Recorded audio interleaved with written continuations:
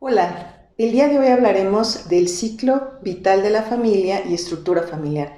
Y tenemos con nosotros a la maestra Elizabeth Eng García, psicoterapeuta familiar y de pareja. Liz, ¿cómo estás? Muy bien, gracias, muy contenta de estar hoy contigo y de poder compartir con la gente que nos escuche, pues un tema relevante. Estamos pasando momentos de cambios en la funcionalidad, en la estructura, en los beneficios o no de lo que es un sistema familiar. Entonces, pues agradecida.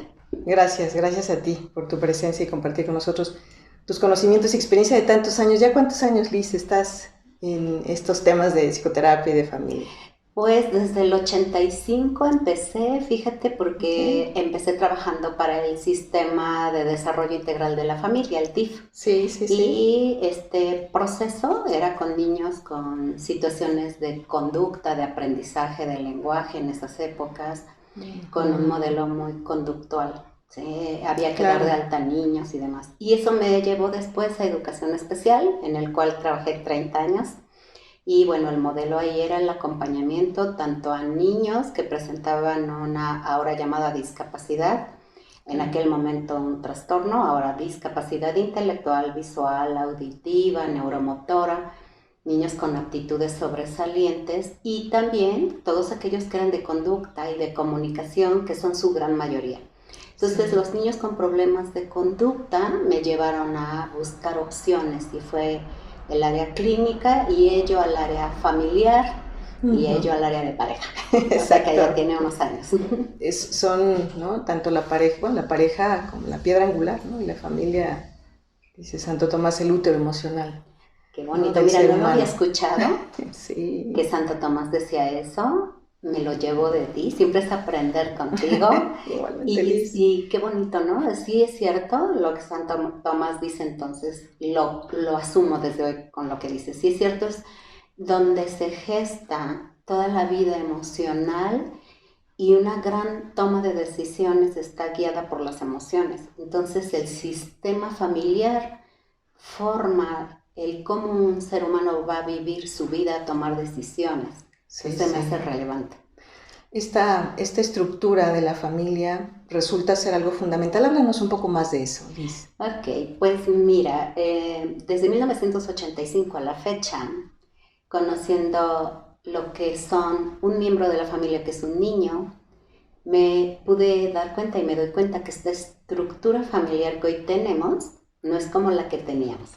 Sí, Tanto en el número de personas, en el 85 todavía había familias de 6 7 integrantes, así es. ¿sí? Y ahora se ha reducido a familias donde hay un integrante, me refiero a hijos, A los hijos. ¿sí? Al Ujú. subsistema hijos, y ya no está tanto esta visión entonces de que las familias numerosas son las más bonitas. O sea, la estructura familiar y los sistemas y subsistemas que la conforman han ido cambiando.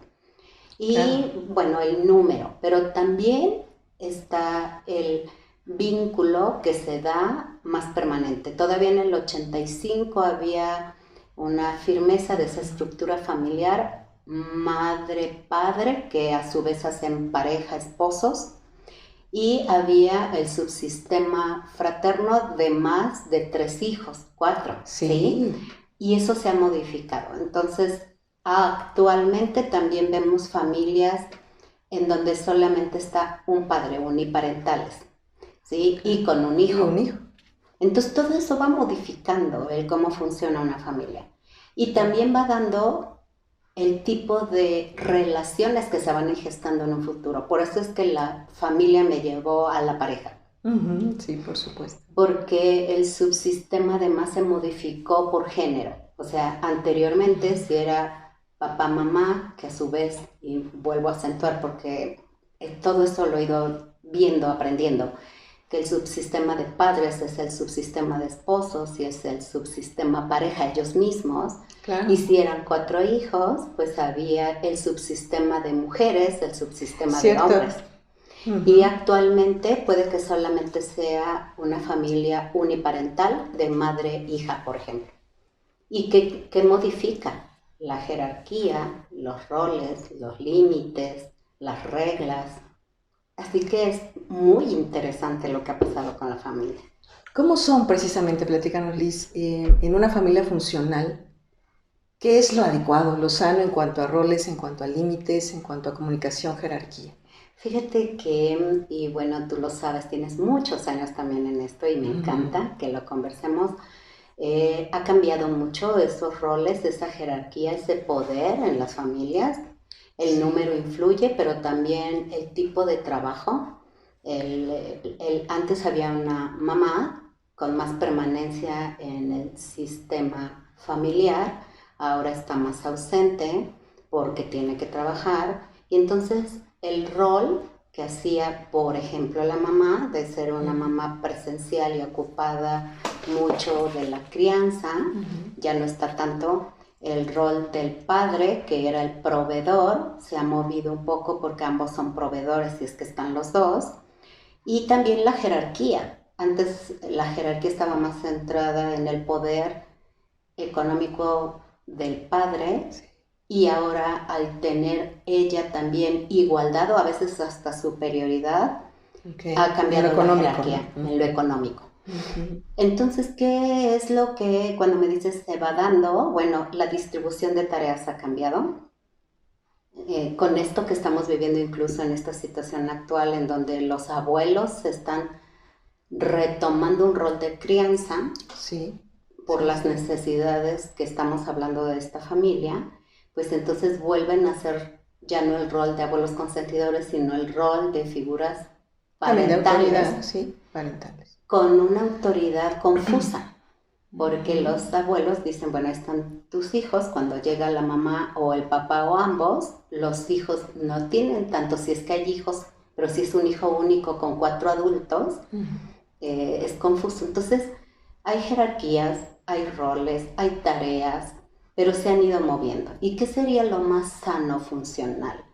Aquello que permita que cada uno de sus integrantes, y estamos a veces viendo hasta 3 generaciones, esté viviendo lo que le corresponde y lo que necesita para un desarrollo sano.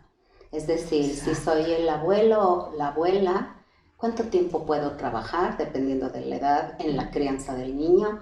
El niño, ¿qué necesito? Que es diferente a si es adolescente, de mis cuidadores y de mis padres. ¿Qué necesito como mamá para no presentar un burnout? Porque estamos hablando de que también la gestación ha cambiado, y si antes gestaban a los 20 años, ahora estoy viendo pacientes que su primer hijo es a los 40. Así es. Con familias ensambladas, en donde es el mío, el tuyo y los nuestros. Y entonces, ¿qué sería lo más sano? Pues aquello que puede ir respetando, decía Maslow, en esa pirámide de necesidades básicas, pues desde lo básico, hambre, sueño, sed y todo lo demás, hasta el sentido de pertenencia correspondiendo a su edad. Entonces creo que por eso hace mucha falta la orientación a las familias. Sí, por supuesto. Es decir, en todas estas complejidades que actualmente tiene la familia, con los cambios de la posmodernidad, etcétera, tenemos que ir buscando atender las necesidades de cada uno de los miembros y que les permita tanto pertenecer, ¿no? Generar esa solidaridad y a la vez ir en su etapa de desarrollo para precisamente crecer en lo individual también. Sí, porque bueno, en este enfoque, esta forma y enfoque me gusta, porque así como en una cámara y ahora a los jóvenes que les gusta tanto la tecnología, es buscar el mejor ángulo de cómo resolver problemas, y a mí en mi acompañamiento ha sido un enfoque humanista, un enfoque constructivista, un enfoque de funcionalidad. Y entonces no vamos a hablar de lo ideal, ¿no? Lo ideal sería mamá, papá y hermanos, y con tiempos de convivencia y con jerarquías muy claras y con roles muy específicos. No lo hay. Entonces hay que buscar lo real. Y en este modelo sistémico, humanista, constructivista, construccionista, ecológico, darnos cuenta que cada uno de los miembros de la familia va a influir en que funcione el todo, pero el todo le va a ir afectando a cada una de las partes. Porque son un sistema. Sí, son un sistema vivo. Entonces va a haber equilibrios, va a haber crisis, va a haber límites que hay que visualizar, de generacionales, límites espaciales, ¿sí? Sí. Entonces, este fenómeno complejo, en realidad lo vivimos día a día, y cuando he participado en talleres, en cursos como los que he tenido la oportunidad de estar contigo y en otros lugares, las familias dicen, ya me di cuenta, y me ayudó mucho ponerle nombre, pero también orden. Ya entendí. Claro. Ya entendí que tenemos que alimentarnos, por ejemplo, pero ya entendí que hay necesidades, hay horarios, hay límites. Ya entendí que tenemos que trabajar y que los jóvenes y niños tienen que hacer su trabajo. Sí, sí. ¿Sí? Entonces, repartir tareas. Repartir tareas. Entonces, cuando orientamos a las familias, cuando no juzgamos, porque creo que estar 30 años en educación me permitió visualizar que los maestros se sienten solos en la tarea, pero los padres se sienten juzgados por los maestros. Y creo que viceversa, ¿no? Sí, por eso este modelo me gustó, porque entonces pude aprender que hay el sistema familiar y sus partes, sus subsistemas, vinculados con el sistema escolar y sus diferentes niveles, preescolar, primaria, secundaria, bachiller, hasta universidad. Y que hagamos un equipo, ¿no? Escuela y familia. Exacto, en una visión de un trabajo colaborativo, no en una estrategia culpígena, ¿sí? O de rivalidad, ¿no? Sí, muy fuerte, en donde el docente desde maternal o guardería puede decir, el niño no come, no esto, no, porque los papás. Y los papás pueden decir, es que el niño no está avanzando por la guardería. Pero eso se sigue hasta posgrados. Sí. Entonces, si no aprendemos a ver que los sistemas son parte de un gran sistema, entonces el sistema educativo, el sistema familiar, pues hasta va de la mano del sistema económico, social, incluso médico. Por supuesto. ¿Sí? Entonces un modelo aparentemente muy complejo, pero cuando lo vamos entendiendo podemos decir, bueno, ¿y yo qué parte juego? ¿Y cómo puedo hacerle? Las mamás, los papás, los niños, los maestros dejan de rivalizar y culpar al otro para sumarse en un trabajo colaborativo. Qué importante, ¿no? Y nuestros niños, los jóvenes lo necesitan. Que hagamos este equipo y que trabajemos de forma colaborativa para que ellos efectivamente crezcan de la mejor manera. Liz, y hablando precisamente, ¿no?, de todos estos temas, sabemos que cada familia, del tipo que sea, atraviesa por diferentes etapas, ¿no? Y a veces vemos estos cambios como, pues, normales, digamos, o un poco más sencillos de atravesar, pero a veces lo vemos como, o lo vivimos como una crisis. ¿Qué puedes decirle a los padres, a las familias, para que efectivamente los cambios no se vuelvan como solamente sufrimiento y dolor? ¿Qué necesitamos para pasarlos de la mejor manera? Y tu pregunta la vas planteando y yo voy pensando muchas cosas. Primero, el saber que sí, todos los seres vivos pasamos por etapas de forma individual. Y desde la primaria, y a veces desde más chiquitos, nos enseñan este proceso de naces, creces, ahora ya eliges si te reproduces o no y te mueres, ¿no? Pues el sistema familiar pasa también por ciclos y se da desde el encuentro de la pareja, la llegada de los hijos, la crianza de esos hijos, la adolescencia, la adultez y nido vacío, y la vejez y muerte. Fíjate que ahora, y ahorita que menciono muerte, pues he podido ir incorporando desde hace 12, 15 años mucho también lo que es el trabajo en tanatología. No soy tanatóloga. Y entonces voy viendo que en cada una de esas etapas y crisis se puede dar una evolución bonita. Las crisis son inevitables, son crisis evolutivas. El cambio como parte de la vida, pero también en cada una de esas crisis hay que aprender a dejar ir. ¿Sí? Entonces, en la etapa de encuentro hay que aprender a soltar a la familia de origen. Exacto, ¿sí? Es uno de los primeros pasos. Y estoy haciéndolo en una etapa en que tengo una edad que permita asumir mi autodirección. Todo eso planteado idealmente, pero cuando se encuentra la pareja y tiene que desapegarse de su familia, empieza la primera crisis. Entonces el número de jóvenes que están eligiendo vivir esta etapa de matrimonio o de unión libre no es tan sencilla de hacer. ¿Por qué? Porque empieza la crisis que genera el desprendimiento de mis costumbres, tradiciones, ideologías, apegos de mi familia de origen. Mi mundo, ¿no? Mi mundo y el mundo del otro.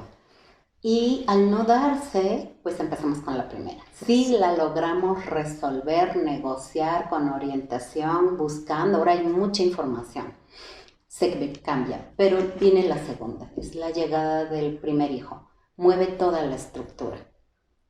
Éramos tú y yo, como la canción Y si tú y yo somos uno mismo, bueno, pero viene otro. Un tercero, ¿no? Como hacerle aquí un huequito, ¿no? Sí, y... un hueco psíquico, un hueco físico, un hueco en todos los sentidos, un espacio a ese nuevo ser. Y como decías, que nos decía Santo Tomás, y se gestan emociones, y el bebé las requiere. Y entonces viene con ese proceso de necesidades neurobioquímicas, psicoafectivas, de desarrollo, demandando atención, y uno de los dos o los dos se siente desplazado por el otro. La crianza, si ambos trabajan, se hace complicada porque ¿a dónde lo dejo y con quién lo dejo? Sí. Y entonces se presenta la crisis del reacomodo y la crisis del rol. Yo tenía el rol de tu esposo, tenía el rol de tu esposa, tenía el rol de tu pareja, pero ahora tenemos el rol de padre-madre. Por supuesto. ¿Sí? Entonces se presenta otra crisis después. Implica el reacomodo, ¿no? Otra vez. Si llega, generalmente ahora muchos están optando por un hijo, pero si llegara el segundo, reacomoda otra vez a todos. ¿Sí? Las prioridades, la economía, la distribución del tiempo, la distribución de la salud y bienestar cambia. Y así cada uno. Cada una de las etapas va a implicar estos retos o tareas, ¿no? Exacto. De cambio, de adaptación. Y entonces, ahorita que te escucho, ¿no? Creo que una de las palabras claves, o más que palabras, tareas o características clave de las familias en cada una de las etapas es precisamente su capacidad de adaptación. Sí, de adaptación del todo, del sistema y de cada una de sus partes. Del subsistema. Sí, porque por ejemplo, en la etapa de adolescencia, el padre tiene que adaptarse a que ha gestado, padre y madre, un nuevo ser que está emancipándose, que tiene conocimientos de mundo, que no ha crecido en el mundo que él creció en la adolescencia y que tengo que adaptar mi discurso si quiero ayudarlo. Y el niño que ahora es adolescente tiene que visualizar que no es enojo hacia él de sus padres, sino que él tiene que también hacer el ejercicio de adaptación a ellos. Eso se ha perdido mucho. Hemos aumentado mucho egocentrismo, narcisismo, desde una mirada que va ayudando de los derechos de los niños, pero también creo que hay que ayudarles a conceptualizar las obligaciones. Por supuesto, ¿no? O sea, sí. Es el papá que te debe entender porque estás creciendo y necesitas, ¿no? Ya no solo me amas a mí, sino vas a buscar amar a alguien más, pero también que los jóvenes puedan, con esa capacidad de adaptación, entender las circunstancias de sus padres y entrar a la negociación y al diálogo, ¿no? Y a la apertura y a ese vivir, ese crecer juntos. Sí, y ese concepto de que la familia es un útero de formación y entonces te va a preparar para lo que tú vayas planeando elegir. Y si tú planeas enamorarte y planeas tener una familia, es muy importante que te des cuenta que tú y yo no estamos debatiendo, conflictuando, estamos aprendiendo, yo de ti, tú de mí, yo como padre que debuta con un adolescente y me tengo que adaptar, pero espero yo ayudarte y acompañarte, y tenemos que crear discursos más integrativos, porque estamos teniendo dificultades de comunicación severa en las etapas del ser humano individual, pero también relacionalmente. Entonces, si no cuidamos esto, cada crisis puede presentar un riesgo de pérdida de relación, pérdida de autoestima, pérdida hasta de la vida, porque han aumentado el número de suicidios, Sí, de de manera homicidios, alarmante. de forma alarmante. ¿Por qué? Porque hemos hecho discursos de escisión, de rompimiento. Tu generación, en mis Sí. tiempos, Hombres, mujeres. hombres, mujeres, ¿sí? Las mujeres defendiéndose de los hombres sintiéndose devaluados. Y creo que el núcleo familiar puede contribuir a sociedades más sanas. Por supuesto, en una integración esa palabra me Sí, encanta, ¿no? sí, Integrar. creo que integrar, incluir, negociar, comunicarnos y ver ese sistema familiar que yo también me llevo este conocimiento nuevo hoy de ese útero de emociones, este útero gestante, que de verdad es fundamental para que la vida pase todas sus etapas e incluso antes de morir sepamos con quién estar y quién esté con nosotros. Digamos que recolocar a la familia, que de repente, perdón, pero a veces abaratamos el término, ¿no? El concepto diciendo que es un constructo social, negando que somos seres sociales, seres de encuentro. Y seres que no podemos generar vida sin ella. Porque aún de probeta, aún con inseminación, no va a desarrollarse un ser humano. Una persona. Exacto, persona. Y creo que esa parte es muy profunda.